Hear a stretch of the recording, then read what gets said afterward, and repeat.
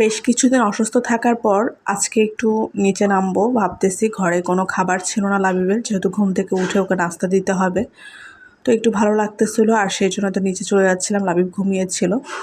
আসসালামু আলাইকুম, কেমন আছেন সবাই? আশা করি সবাই ভালো আছেন, সুস্থ আছেন। আলহামদুলিল্লাহ আমি এখন মোটামুটি ভালো।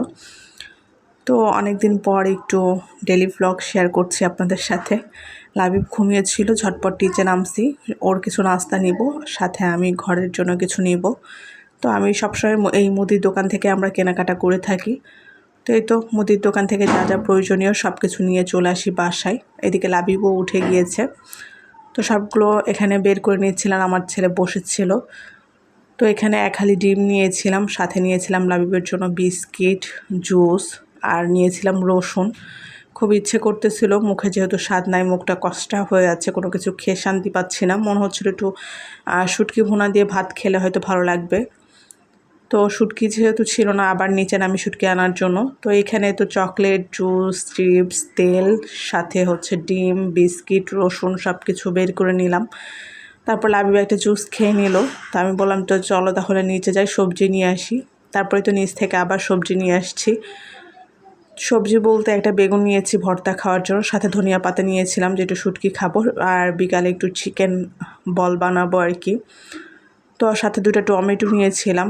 আমার কালকে শুক্রবার, আমার মাথায় টোটালি ছিল না। আমি মাছ ভুনা খাওয়ার জন্য আর কি মূলত টমেটোটা নেওয়া।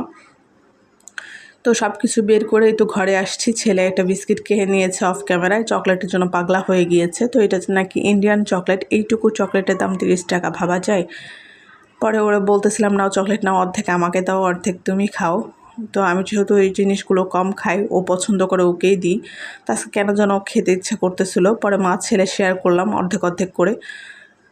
ওকে বলেছি অর্ধেক করে দিতে, ও বলতেছে তুমি নাও। পরে আমি আবার ওকে দিলাম যে না তুমি ভাগ করো। তো ও বুঝতেছে না কীভাবে ভাগ করবে। পরে তো আমি অর্ধেক নিয়ে ওকে অর্ধেক দিয়ে দিলাম। তারপরে মা বেটা চকলেটটা খেয়ে চলে আসছে আমি আবার সকালে নাস্তা করার জন্য।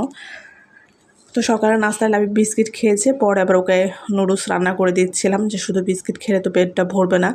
আর এই নুডলসটা খেতেও খুব বেশি পছন্দ করে। জাস্ট নুডলসের মশলা, সামান্য স্বাদ মতো লবণ, আর সাথে একটা ডিম। আর আমি মনে করি এটাও একটা পুষ্টিকর খাবার, যেহেতু ডিমটা আধা সিদ্ধ থাকতেছে। আর এর মধ্যে কোনো তেল মশলা ইউজ করা হবে না, শুধু নুডলসের মশলাটাই। আর আমার ছেলেটা খুব পছন্দ করে, দেখতেই পাইলেন দৌড়ায় চলে আসছে, খুব স্বাদ করে তৃপ্তি সহকারে খেয়ে ফেলে। তো এই তো গতকাল রাত্রে একটু খিচুড়ি রান্না করেছিলাম, সেটাই ছিল। সাথে পেঁয়াজু বানাইছিলাম দুপুরে, আলু ভর্তা, সেটা দিয়ে রাত্রে খেয়েছি। আর বাকিটা ছিল, তো ওটা দিয়ে একটু গরম করে হচ্ছে সকালের নাস্তাটা সেরে নিচ্ছি। এই ছিল আজকে ছোট্ট একটা ভিডিও। আশা করি সবার ভালো লাগবে, সবাই ভালো থাকবেন, সুস্থ থাকবেন। আল্লাহ হাফেজ।